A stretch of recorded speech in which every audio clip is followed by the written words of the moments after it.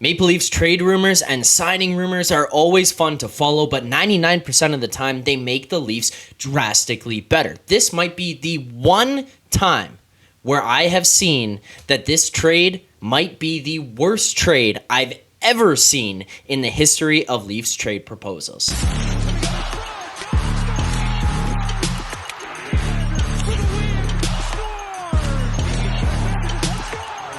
Welcome back to Third Man In, a brand new channel covering all things here in the NHL, as well as primarily focusing on the Toronto Maple Leafs, and that's what we're going to do here today in this video. And specifically, I wanted to get into the conversation that I had seen blowing up online yesterday for probably the worst trade proposal I've ever seen when it comes to the Maple Leafs. Now, as I mentioned in the opener there, Leafs fans are typically fairly optimistic in what they can get in return for the players that they have on their team. I mean, you look around, you can see all kinds of ridiculous trade proposals right now for Steven Stamkos to save him from the Tampa Bay Lightning because they think we can get him for pennies on the dollar, or talking about how McDavid is for sure coming here as a free agent when his contract ends in Edmonton there. So you can always look around and say, well, yeah, Leafs fans are pretty ridiculous in terms of their trade proposals, and you don't really see too much kind of on the other side of the coin. Now, this is the one that I saw, and it was going around yesterday that I was sitting there going, oh my God,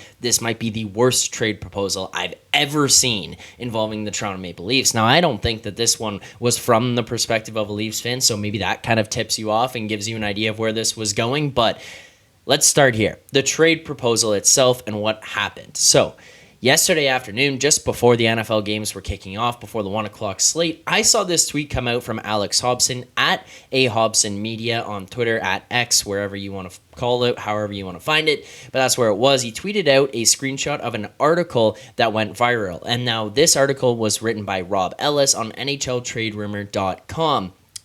This basically proposed a trade between the Leafs and the Anaheim Ducks. And now this trade, straight up, they didn't go into too much else with draft picks or anything like that. I don't know if they even thought there would be any, but it was a trade proposing that the Leafs would receive Ilya Lyubushkin and the Anaheim Ducks would receive Timothy Liljegren and TJ Brodie. Now, before you even dig into anything else there of salary cap or anything like that, just sending two players to the Anaheim Ducks there in exchange for Ilya Lyubushkin, player that the Leafs have already had, was a bit of an interesting proposal. Now, I dug a little bit more into why he was proposing this, and it turns out that he was kind of leaning towards the lines of, hey, the Leafs are $2.9 million over the cap. Even still using the LTIR, they're going to have to move guys out before the start of the season, which makes sense. We're all preparing for them to do that. TJ Brodie has been linked to trades. Could he be the guy on his way out? Could Calle Jarnkrok be on the way out? There's been some discussion around those couple of guys, so it's not overly surprising to see that TJ Brodie wasn't yet again involved in some type of trade rumor. But this trade, now, this was just a ridiculous proposal. So let's get into the history of the Leafs and Lyubushkin. Back in 2021, 2022, general manager at the time, Kyle Dubas, flipped Nick Ritchie, a failed kind of project here that the Leafs had brought in, thinking that maybe this could be the guy to play alongside Matthews and Marner, a big body up front, guy maybe fit into your top six, clear some space, move up and down the ice, go to the front of the net.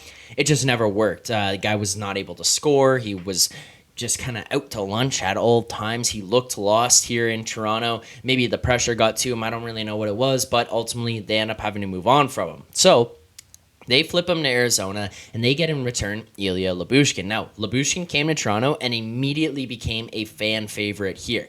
He was loved for his physical play, how he would take the body, take runs at guys, fight guys in front of the net. Like, he would stand up for his space, stand his ground, clear the front. There was a lot of things that he did physically that Leafs fans hadn't really seen in a long time. And when you flipped Nick Ritchie, who was this massive body who just did nothing physically, and you bring back a guy who can play defense, is big, and is really physical, and Ilya Lyubushkin, you're automatically going to gain a little bit of love and respect from the fan base here in Toronto, especially considering how much they go out of their way to go and say, we need big players, we love big players, etc. So Lyubushkin quickly became a fan favorite here. What the downside of Lyubushkin is that, yes, he brought the physical play, he was a big body, he blocked shots, blah, blah, blah. He wasn't very good defensively. Wasn't terrible, I would say. I'm sure there's analytics to support him on either side of the coin, however you want to look at it. It's really one of those like glass half full type situations where people would say, well, he did this, and this well, and then you can kind of sit there and say, well, he would kind of get lost. He wasn't as quick with his feet. He could get beaten situations defensively, so he wasn't great. And then in terms of his offensive ability, there really was none.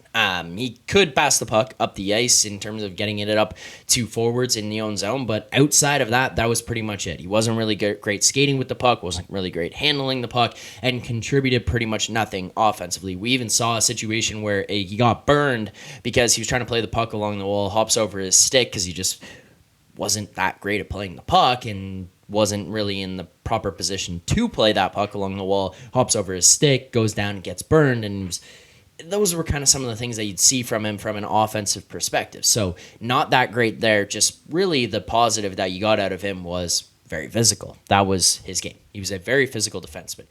Becomes a free agent at the end of the year, moves on to the Buffalo Sabres, goes and signs their 2-year deal, $2.75 million per. Great for him. Leafs fans at the time were very upset about it, the fact that we lost him. I'll be honest, that was an overpay by Buffalo. And they quickly realized that. He goes there, he plays 68 games, he has 2 goals, 12 assists, 14 points in 68 games. He was a -2, and guess what? At the end of the season, the Buffalo Sabres said, we're not doing this for another year at 2.75. They traded him this summer to the Anaheim Ducks for a 4th-round pick in 2025. A 4th-round pick. They traded this guy that they just signed to a 2-year deal for 2.75 per for a 4th-year pick 1 year into his deal. They just couldn't do it anymore. That was it. They were done. There's obviously other reasons that go into it, opening up cap elsewhere, but if you're the guy that's got to go 1 year into the deal, I think that's a pretty telltale sign that maybe something wasn't working. So Lyubushkin out the door, goes to Anaheim. Now let's get into why this is such a terrible trade. This idea that you're going to have Lyubushkin come back here to Toronto, and these are the 2 players going out the door is mind-boggling to me. I could not figure it out. I mean, obviously he's looking at there, and in the article he breaks down the fact that Rob Ellis says the fact that 2.943 have to come off the books before the season, and this deal would ship out 6.4 between Brodie and Liljegren and save you $3.65 million going into the season because you're only bringing back 2.75. Okay, I get that, but that is the only way that this makes sense at all. There's nothing else redeeming about this trade for the Toronto Maple Leafs that would be even somewhat applaudable. TJ Brodie is 33 years old. He's got 1 year left at $5 million. I was on the train of, hey, if you could find a trade for him, yeah, it might be worth it to do. There's probably a spot that you could look for because you could open up that space. I don't think he's as incredible as he was when the Leafs first got him. Now, I don't think his game has fallen off a cliff. I just don't think he is what he was when they first signed him. I don't think there's anything wrong with that. I just think that that's where I'm coming in on my evaluation of TJ Brodie and his level of play right now. It is what it is. $5 million, 1 year left, and you got to save all this money. Maybe he's the guy that you could find a way to go out the door, find a way to get him out, maybe bring back picks, something like that, where you could start to maybe find a way to replace him in the future. You've got a ton of defensemen here on this roster. Now, mind you, Connor Timmins going down with an injury the other day kind of eliminates a little bit of the depth that you got, but you still got a ton of guys here. Timothy Liljegren being involved in this deal is ridiculous. 1 year left, $1.4 million per. He's a right-handed defenseman. He's mobile. He plays physical. He's actually pretty good, and he's taken some drastic steps over the last couple of years with the more confidence that he's gained, with the more playing time that he's had, with the more opportunities that he's been given, and the more he's been inserted in this lineup on a regular basis. Timothy Liljegren has actually taken massive steps in his game to becoming an everyday NHLer with this Leafs team that can make an impact. And coming in at $1.4 million, although he is going to have to re-up a deal at the end of this season, that's kind of exactly what you're looking for a guy who's going to fit in maybe a little bit more depth-wise in the bottom pairing, perhaps, depending on where they see him fitting in alongside a partner, but probably in your 5-6 for the time being. That's perfect to have there. $1.4 million from a guy who can move well, can play physical, and has continued to improve at the age of 24. I'm just going to say this. Let's go 1v1. Mono a mono.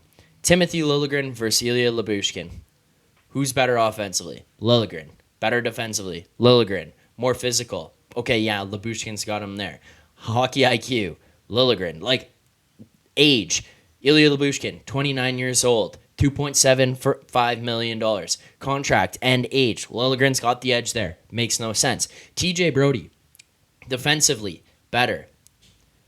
Physically, yeah, no, he's not that physical, but he doesn't really need to be because of his level of defense. He's separating guys from the puck in other ways. He doesn't have to go in physically. He can do it in all other aspects of his game. Offensively, better. IQ, better. In terms of contract and age, for who he is and what he is, I'm still taking TJ Brodie at 1 year, $5 million per, over where I'm coming in at Lyubushkin for the 1 year left at $2.75 million.